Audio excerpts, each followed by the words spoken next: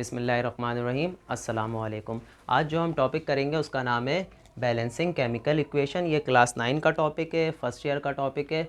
अच्छा जी, अब balancing equation को हमें बैलेंस करने की ज़रूरत क्यों पड़ी?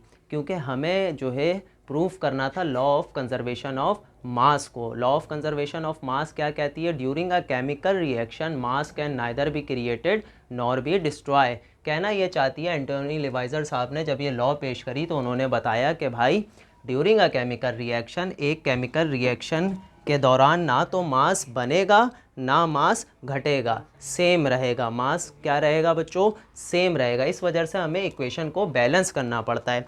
अब इक्वेशन बैलेंस करने से पहले कुछ बातें सीखना लाजमी है। इसको कहते हैं एरो। इसको कहते हैं बच्चों एरो। ये बात आप जानते हो। ये कहलाता है एरो का हेड, ये कहलाती है एरो की टेल। देखो बच्चों, एरो की टेल के साइड पे जो चीज़ें होंगी, एरो की टेल वाली साइड पे जो चीज़ें होंगी वो कहलाएंगी रिएक्टेंट। एरो की टेल वाली साइड पे जो चीज़ें होंगी बच्चों वो कहलाएंगी रिएक्टेंट। और एरो की हेड वाली साइड पे जो चीज़ें होंगी वो कहलाएंगी बच्चों प्रोडक्ट। यहाँ तक बात समझ आई? एरो के हेड वाले तरफ जो चीज़ें होंगी वो कहलाएंगी प्रोडक्ट, और एरो की टेल वाली साइड पे जो चीज़ें होंगी वो कहलाएंगी रिएक्टेंट। अच्छा जी, तो हमें बैलेंस कैसे करना है? हमें जो है रिएक्टेंट और प्रोडक्ट साइड पे नंबर ऑफ़ एटम को सिमिलर करना है। हमें रिएक्टेंट और प्रोडक्ट साइड पे नंबर ऑफ़ एटम को सिमिलर करना है। हमें मसावात करनी है। जितने नंबर ऑफ़ एटम इधर होंगे उतने ही नंबर ऑफ़ एटम इधर होने चाहिए।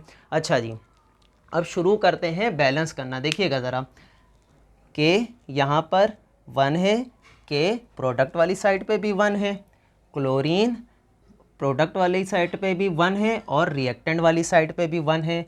ऑक्सीजन रिएक्टेंट वाली साइड पे 3 है और ऑक्सीजन प्रोडक्ट वाली साइड पे 2 है। बच्चों याद रखना, जहाँ तादाद कम होगी, जहाँ एटम्स की तादाद कम होगी हम वहाँ नंबर लगाएंगे, जहाँ एटम की तादाद कम होगी हम वहाँ नंबर लगाएंगे। तो आज ऑक्सीजन कहाँ पे कम है? ऑक्सीजन प्रोडक्ट साइड पे कम है, तो बच्चों आज नंबर भी कहाँ लगेगा? प्रोडक्ट वाली साइड पे। जाहिर सी बात है।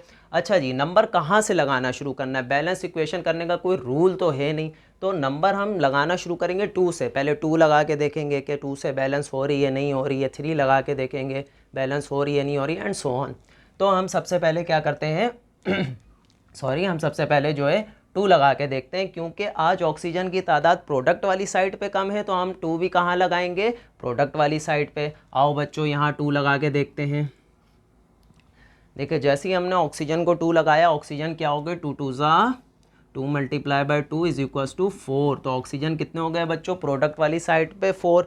लेकिन जब यहाँ पे 2 लगाया और ये ऑक्सीजन 4 हुए तो मसला ये हो गया कि इधर तो ऑक्सीजन 3 है, इधर तो ऑक्सीजन 3 था। तो बच्चों आओ ज़रा इस वाली साइड पे भी, रिएक्टेंट वाली साइड पे भी 2 लगा के देखते हैं। सबसे छोटा नंबर लगाएंगे तो सबसे छोटा नंबर 2 है, 2 लगा के देखेंगे। अब जैसे ही हमने 2 लगाया तो देखिएगा ज़रा क्या मसला पैदा हो गया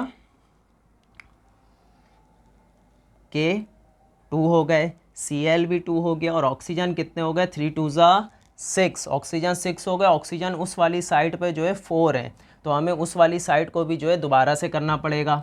इधर 2 की जगह 3 लगा देते हैं, क्योंकि हमें पता है 2 multiply by 3 is equals to 6। तो बच्चों यहाँ पे ऑक्सीजन की तादाद कितनी हो गई? 6 हो गई। ऑक्सीजन इधर भी 6 हो गए, ऑक्सीजन इधर भी 3 2 ज़ा 6, दोनों तरफ 6 हो गए। अब मसला आ गया किसका?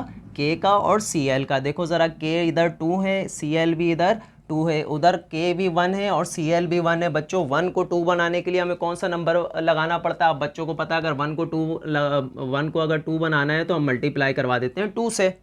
तो हमने यहाँ भी 2 लगा दिया।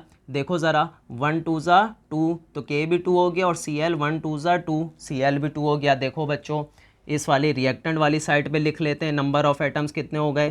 के is equals to 2, Cl is equals to 2 और oxygen is equals to 6। Product वाली साइड पे देख लेते हैं। के 1 2 ज़ा 2, तो के इधर भी 2 हो गया। Cl 1 2 ज़ा 2, रिएक्टेंट प्रोडक्ट साइड पे भी Cl भी 2 हो गया और ऑक्सीजन 2 3 ज़ा 6, ऑक्सीजन प्रोडक्ट साइड पे 6 हो गया। तो हर चीज़ जो है बैलेंस हो गई, हमने इसमें मसावात कर दी। इस तरीके से आपको जो है एग्ज़ाम में इस इक्वेशन को, बैलेंसिंग इक्वेशन के सवाल को आपको सॉल्व करना होता है। अच्छा जी, दूसरी इक्वेशन पे आते हैं। दूसरी इक्वेशन देखते हैं। देखो बच्चों, ये इक्वेशन देखने में खौफनाक लग रही है, देखने में ये इक्वेशन जो है आपको डरा रही होगी, लेकिन हम पाकिस्तानी बच्चे, हम किसी चीज़ से डरते नहीं हैं। तो आइए ज़रा, हमने एक रूल सीखा हुआ है कि जिस साइड पे, रिएक्टेंट साइड पे या प्रोडक्ट साइड पे, जिस साइड पे भी जो है तादाद कम होगी एटम्स की, वहाँ पर हम नंबर लगाएंगे। आओ ज़रा देख लें किस साइड पे कम है। देखो ज़रा, सोडियम यहाँ 1 है, सोडियम प्रोडक्ट वाली साइड पे 2 है। तो बच्चों पहले ही एटम को देखने से पता चल गया कि भाई कहाँ पे तादाद कम है, रिएक्टेंट वाली साइड पे तादाद कम है। तो हम कहाँ नंबर लगाएंगे आज बच्चों? रिएक्टेंट वाली साइड पे। अब रिएक्टेंट वाली साइड पे कौन सा नंबर लगाएंगे? सबसे छोटे नंबर से लगाना शुरू करते हैं। तो सबसे छोटा नंबर हमारी नज़र में कौन सा है? हमारी नज़र में सबसे छोटा नंबर है 2। तो हमने 2 लगाया। आओ ज़रा देखें क्या हुआ 2 लगाने से। सोडियम 2 हो गया बच्चों, 1 2 ज़ा 2। हाइड्रोजन कितना हो गया बच्चों? 1 2 ज़ा 2। हाइड्रोजन भी 2 हो गया, सोडियम भी 2 हो गया। आओ ज़रा कार्बन देखें, कार्बन भी 1 2 ज़ा 2, कार्बन भी 2 हो गया। और ऑक्सीजन देख लेते हैं, 3 2 ज़ा 6, ऑक्सीजन 6 हो गया। आइए ज़रा इधर देख लेते हैं।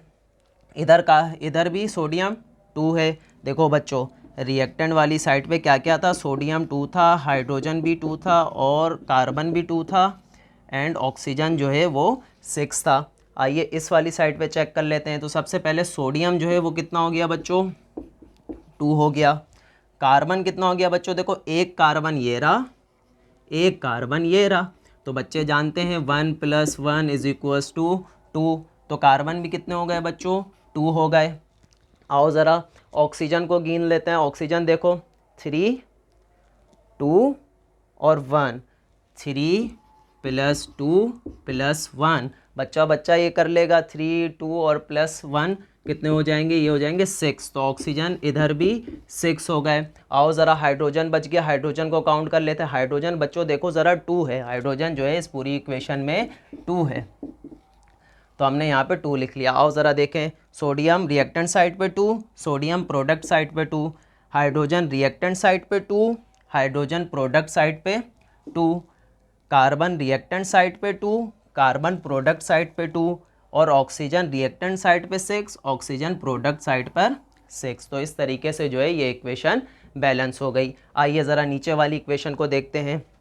नीचे वाली इक्वेशन में सबसे पहले हमें ये तय करना है कि हमें नंबर कहाँ लगाना है, नंबर ऑफ एटम कहाँ पर कम है। आओ ज़रा देखें, कार्बन इधर भी 1 है, कार्बन इधर भी 1 है, दोनों बैलेंस है, दोनों कोई तकलीफ़ नहीं दे रहे हैं। अच्छा जी, ऑक्सीजन इधर कितने हैं बच्चों? देखो 2 और 1 3, ऑक्सीजन इधर 3 है और इधर कितने हैं बच्चों? 2। तो आज हमें पता चला कि प्रोडक्ट साइड पे ऑक्सीजन की कमी है। तो हमें ऑक्सीजन की कमी पूरी करने के लिए क्या करना पड़ेगा? नंबर लगाना पड़ेगा। और कौन सा नंबर लगाना पड़ेगा? सबसे छोटा नंबर। सबसे छोटा नंबर हमारी नज़र में जो है 2 है, तो हमने यहाँ पे 2 लगा दिया। आइए ज़रा इस 2 के लगाने से क्या हुआ ये देखते हैं। कार्बन बच्चों इधर 1 था, 1 को 2 से मल्टीप्लाई कर दिया तो कितना हो गया? कार्बन 2 हो गया। ऑक्सीजन इधर 2 था, 2 को 2 से मल्टीप्लाई कर दिया तो बच्चों ऑक्सीजन इधर कितना हो गया? 4 हो गया। कोई मुश्किल बात? अच्छा जी, इधर देख लेते हैं। अब इधर कार्बन 2 हो गया तो बच्चों इधर कार्बन कितना है? 1 है। तो 1 को 2 बनाने के लिए हमें क्या करना पड़ता है? 2 लगाना पड़ता है। आप बच्चे जानते हैं। देखिए ज़रा, ये 2 लगाने से क्या हुआ? कार्बन 1 2 ज़ा 2 हो गया, कार्बन 2 हो गया, ऑक्सीजन 1 2 ज़ा 2। देखो बच्चों 1 2 ज़ा 2 और ये 2 2 + 2 कितना होता है बच्चों? आपको 1 क्लास में पढ़ाया गया था, 2 + 2 जो है 4 होता है। तो ऑक्सीजन इधर भी 4 हो गया। देखो, कार्बन रिएक्टेंट साइड पे 2, कार्बन प्रोडक्ट साइड पे 2, ऑक्सीजन रिएक्टेंट साइड पे 4, ऑक्सीजन प्रोडक्ट साइड पे 4।